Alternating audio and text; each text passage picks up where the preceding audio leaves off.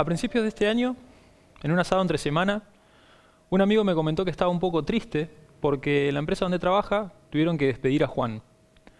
Juan trabajaba hasta ese momento como operario en una empresa industrial de la ciudad. Había empezado a trabajar ahí desde muy chico y gracias a eso pudo conseguir un trabajo estable que se había transformado en el principal sostén económico de su familia. Y eso fue así durante mucho tiempo, hasta que de pronto las cosas en la empresa de Juan ya no iban tan bien, no crecían tanto como antes, y principalmente, gracias a la incorporación de nuevas máquinas, consideraron que podían prescindir de Juan. Esto podría haber pasado desapercibido, como muchas otras cosas que comentamos durante un asado con amigos, pero no fue así. Me quedó dando vueltas en la cabeza durante varios días. E incluso, en un momento, me pregunté, ¿qué pasaría si nos acercáramos a la persona o al grupo de personas que diseñó esta máquina, que terminó comprando la empresa de Juan, y les mostráramos un video muy resumido con la historia de la vida de Juan y el impacto que tiene la máquina que ellos están creando en ella? Y lo mismo tal vez con los cientos de Juanes en todo el mundo que corrieron la misma suerte. Después de pensarlo un poco, llegué a la conclusión de que esto en realidad no es tan raro, o al menos no tanto como yo había pensado al principio. Pero además, llegué a la conclusión de que esto va a empezar a pasar cada vez más seguido. Puede que tengamos más o menos empatía con la historia de la vida de Juan. Tal vez lo vemos como algo lejano porque tenemos una realidad diferente o nos dedicamos a otra cosa. Pero ¿saben qué? Según un estudio publicado en el 2018 por el Foro Económico Mundial, se estimaba que en los siguientes 5 años se iban a perder más de 75 millones de puestos de trabajo en todo el mundo. Y en ese informe no se hablaba solamente de trabajos industriales, como en el caso de Juan, sino que se incluían también trabajos de los que denominamos de cuello blanco o trabajos de oficina. Y puesto de esa manera, alguien podría pensar, bueno, 75 millones de personas versus toda la población mundial, y en 4 o 5 años, la verdad es que no me parece tanto. Pero de pronto, dentro de esos 75 millones de personas, puede aparecer un hermano, un amigo, un primo, o incluso nosotros mismos. Y si nos preguntamos qué hace que todo esto pase, la respuesta a la que llegamos, o a la que podríamos llegar, es nosotros, que como sociedad estamos todo el tiempo intentando ser más eficientes, ser más productivos, y hacemos lo que denominamos empujar la frontera del conocimiento. Quisiera concentrarme por un momento en lo que yo conozco. Trabajo en inteligencia artificial, y si alguien me pide que defina qué es esto, yo siempre utilizo una definición que se le atribuye a Marvin Minsky, considerado uno de los padres de esta rama. Minsky decía que es la rama que se ocupa de darle a las máquinas, o a las computadoras más específicamente, la capacidad de resolver tareas que si tendría que hacer una persona, estaríamos de acuerdo que se necesitaría cierta inteligencia para hacerlo. Parece media complicada esta definición. En realidad, lo que quiere decir Minsky con esto es que por intermedio de inteligencia artificial, una computadora puede, por ejemplo, traducir un texto de inglés a español o saber cuál es el siguiente video que quisiéramos ver en YouTube para recomendárnoslo, o la siguiente canción que quisiéramos escuchar en Spotify. O hasta incluso tener la capacidad de manejar un auto. Y cuando escuchamos hablar de inteligencia artificial, muchas veces pasa, o al menos a mí me pasa mucho, de que la gente tiene miedo cuando hablamos de esto. Y esto, desde mi forma de verlo, sucede por 2 cosas. La primera es que hay mucho desconocimiento sobre qué es inteligencia artificial, y como seres humanos, cuando escuchamos hablar de algo que no conocemos, pero que nos parece desafiante, el miedo es una de las primeras sensaciones que nos viene al cuerpo. Pero en segundo lugar, sucede que hay un montón de películas, de historias o noticias que se encargaron de vendernos esta imagen apocalíptica de máquinas volviéndose contra el hombre de un momento para el otro, guiadas por algún tipo de inteligencia artificial, porque entendían que era lo mejor que podían hacer.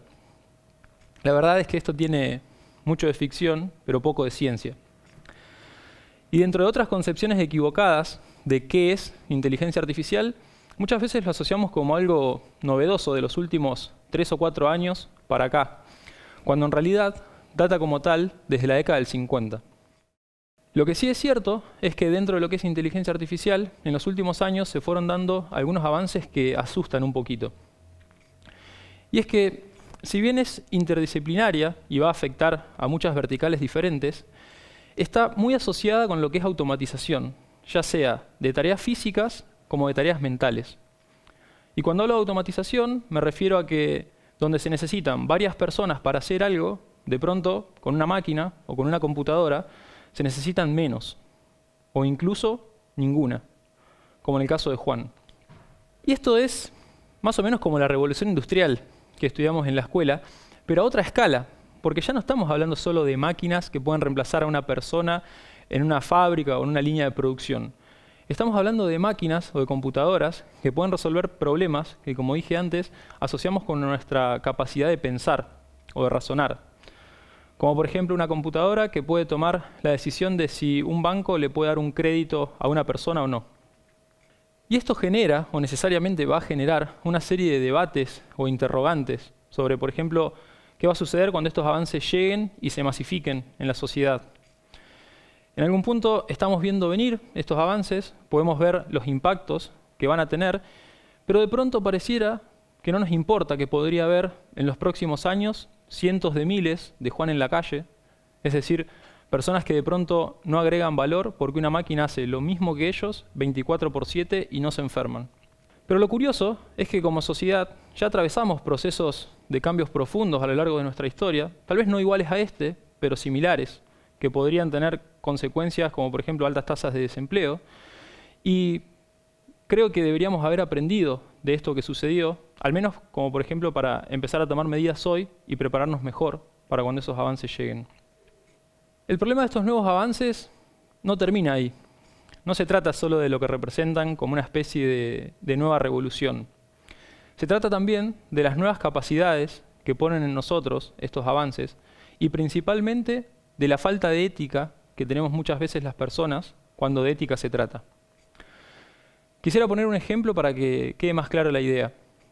Hace algunos años atrás, una empresa de Reino Unido, Cambridge Analytica, juntó, por un lado, acceso a grandes fuentes de información, principalmente redes sociales, y por el otro, los últimos avances en cuanto a técnicas de procesamiento de datos y visualización de la información. Con eso, crearon una maquinaria que era capaz de influenciar la decisión de voto de las personas.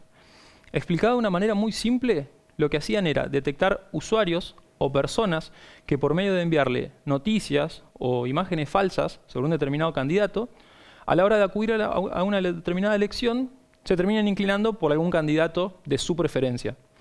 Y cuando digo de su preferencia, me refiero a los de la empresa, no a los de la persona, como realmente podríamos pensar que debería ser. Algunas de las elecciones en las que participaron con esta maquinaria que habían creado tuvieron un impacto mundial, como por ejemplo la del Brexit, que acabó con la salida del Reino Unido de la Unión Europea. Y lo malo, o lo oscuro, de este ejemplo, no es la utilización de estas técnicas en sí, sino la forma o el objetivo para el cual fueron utilizados. Y ahí es donde recibe una pregunta que es clave. ¿Realmente sabemos ponernos límites a las cosas que nosotros mismos creamos? ¿Sabemos decir que no tenemos que hacer algo a pesar de que tenemos la capacidad de hacerlo porque excede la ética? Me parece que internamente sabemos cuál es la respuesta a esa pregunta y ahí es donde reside nuestro miedo. Por eso muchas veces cuando una persona me dice que tiene miedo a inteligencia artificial, yo lo que les digo es que en realidad a lo que hay que temerle es a la falta de límites que tenemos nosotros como personas. Con todo esto no quisiera transmitir la idea de que todos estos nuevos avances que se dan, ya sean inteligencia artificial, big data y blockchain o cualquier otra tecnología, son malos de por sí. Al contrario.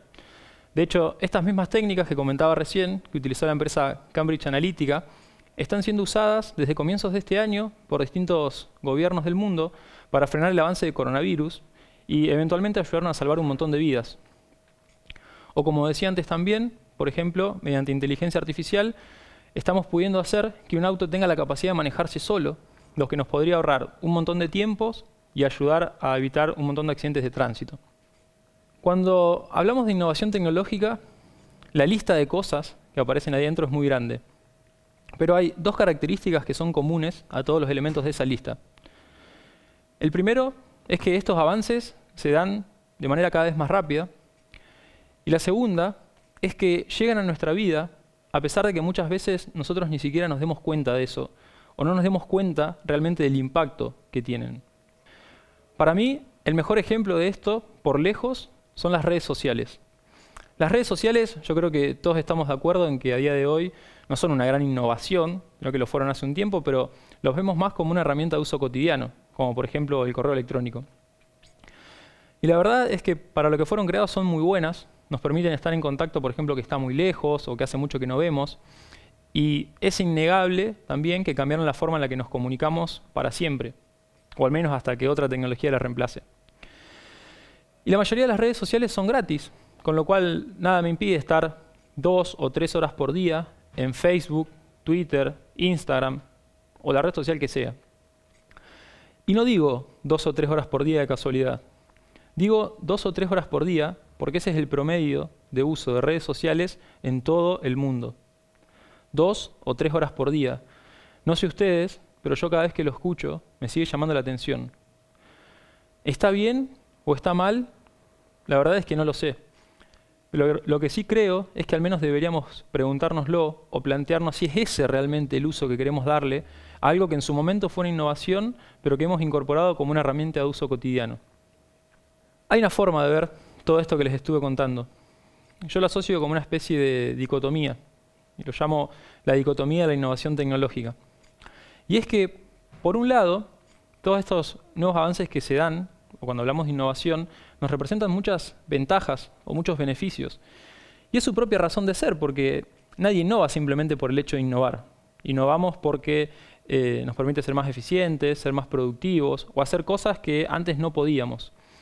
Pero por otro lado, y al mismo tiempo, nos representa riesgos y amenazas. Desde mi forma de verlo, el mayor de estos riesgos es el riesgo de quedarse afuera, como en el caso de Juan. Tenemos que entender que todos aquellos trabajos que sean rutinarios, repetitivos y que no requieran de mucha especialización o grandes conocimientos, en los próximos años corren mucho riesgo de ser reemplazados. Tenemos que entender, en base a esto, que la educación se va volviendo cada vez más importante. Y de pronto, ser creativos, tener la capacidad de resolver problemas o manejar habilidades interpersonales, se va volviendo poco a poco más relevante. Está en nosotros hacer un clic hoy y darnos cuenta de que eso de estudiar hasta cierta edad y después dejar los libros para siempre es algo del pasado. Como dice un dicho muy conocido de una película, todo gran poder requiere de una gran responsabilidad. Como sociedad, nos invito a que reflexionemos sobre esto para que seamos capaces de aprovechar estos nuevos avances que se vienen, pero asumiendo en todo momento la responsabilidad que nos toca por eso. Muchas gracias.